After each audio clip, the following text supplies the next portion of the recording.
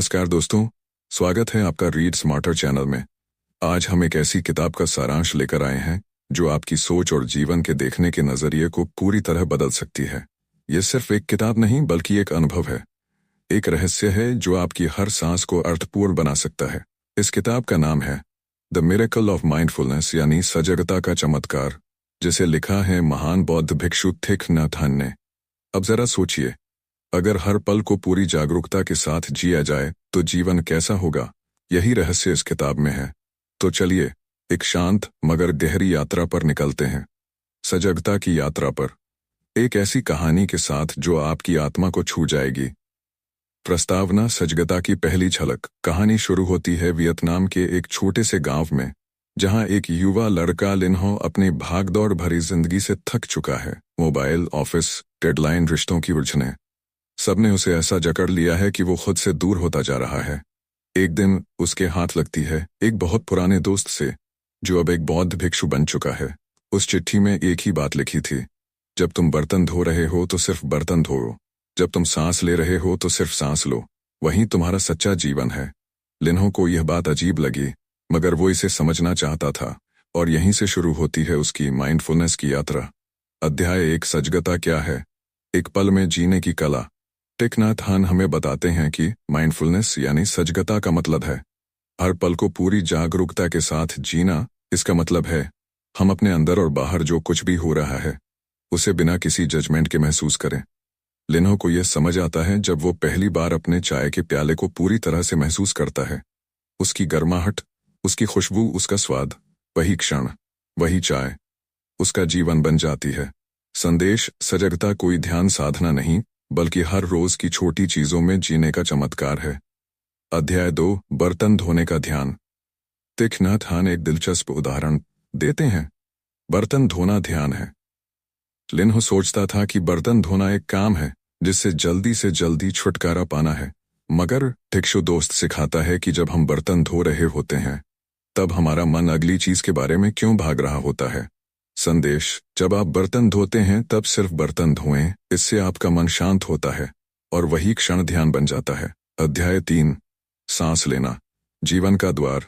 भिक्षु सिखाते हैं सांस की सजगता सबसे सरल और शक्तिशाली ध्यान है।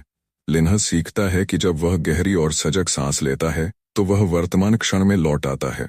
उसे एहसास होता है कि हर सांस के साथ वो अपने जीवन के और करीब पहुंच रहा है। संदेश: मैं सांस ले रहा हूं, मैं जीवित हूं। यही बोध आपको चमत्कारी शांति देता है। अध्याय 4: काम में ध्यान, कर्मयोग की नई व्याख्या। अब लिन्हो जानता है कि हर कार्य, चाहे झाड़ू लगाना हो, खाना बनाना हो या चलना हो, सब कुछ ध्यान बन सकता है। सजगता कोई अलग से बैठकर ध्यान करने की क्रिया नहीं बल्कि एक जीवंत जीवन शैली है। संदेश: कार्य करते समय सजग रहो तो वही कार्य ध्यान बन जाता है।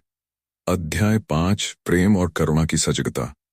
थिक नथ हन के अनुसार जब हम सजगता के साथ किसी से मिलते हैं तो हम सच्चे प्रेम का अनुभव करते हैं।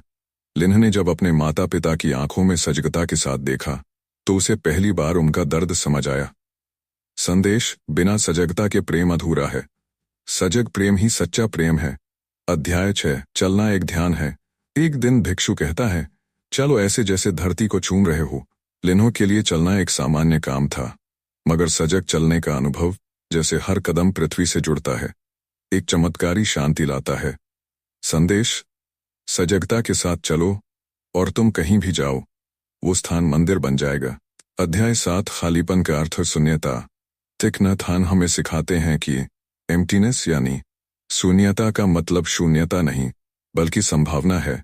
जब हम अपने विचारों और ईगो को छोड़ते हैं तो हम दूसरों से जुड़ सकते हैं। संदेश: जब हम खाली होते हैं तभी सच्चे रूप से भरे होते हैं। अध्याय 8: ध्यान के व्यवहारिक अभ्यास। लिन्हो को सजगता की सच्ची गहराई समझ आने लगती है जब वो कुछ साधारण ध्यान करता है। सजग श्वास ध्यान, खाना खाने का ध्यान, चलने का ध्यान, हंसते हुए ध्यान। थिक नथ हन बार बार कहते हैं, आपको ध्यान करने के लिए समय निकालने की जरूरत नहीं है, ध्यान आपके हर क्षण में है। अध्याय 9: आत्मा से संवाद, पत्रों की शक्ति। लिन्हो को हर सप्ताह एक पत्र मिलता है जिसमें भिक्षु उसे सजगता के नए अभ्यास सिखाता है। ये पत्र एक आत्मीय संवाद बन जाते हैं, जैसे शिक्षक और शिष्य के बीच एक गहरा रिश्ता। संदेश संवाद सजग हो तो वह भी ध्यान बन जाता है। अध्याय 10, मृत्यु और सजगता। थिक नाथ हान मृत्यु को अंत नहीं मानते। वे कहते हैं, अगर आप सजग हैं तो मृत्यु भी जीवन का हिस्सा बन जाती है।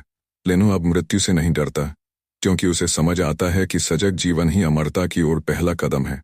संदेश सजगता के साथ जिया गया जीवन मृत्यु से परे होता है। अंतिम समापन, एक सीख भरी विदाई। लेनो अब वही व्यक्ति नहीं है जो शुरुआत में था। वह अब तेज भागने वाला, भागदौड़ भरा इंसान नहीं, बल्कि हर क्षण को जीने वाला सजग व्यक्ति बन चुका है। और यही है थिक नाथ हान की किताब द मिरेकल ऑफ माइंडफुलनेस का चमत्कार। यह किताब हमें सिखाती है, जीवन को जीने के लिए कहीं और जाने की जरूरत नहीं, बस सजग रहो और हर क्षण को पूरी तरह महसूस करो। सीख और निष्कर्ष। 1. हर सुबह उठते ही 3 गहरी सांस लेकर मैं जीवित हूं कहें। 2. खाना खाते समय सिर्फ खाने पर ध्यान दें। 3. अपने परिवार से सजगता के साथ संवाद करें। 4. रोज 5 मिनट सजग चलें जैसे धरती को चूम रहे हों। 5. जीवन के हर क्षण को ऐसे जिएं जैसे वो आखिरी हो। अगर आपको यह वीडियो अच्छा लगा हो तो इसे लाइक करें, शेयर करें और रीड स्मार्टर चैनल को जरूर सब्सक्राइब करें। कमेंट में बताइए आप इस हफ्ते कौन सा सजग अभ्यास शुरू करने जा रहे हैं। ध्यान दीजिए, सजग बनिए और हर पल में जीवन को पाइए।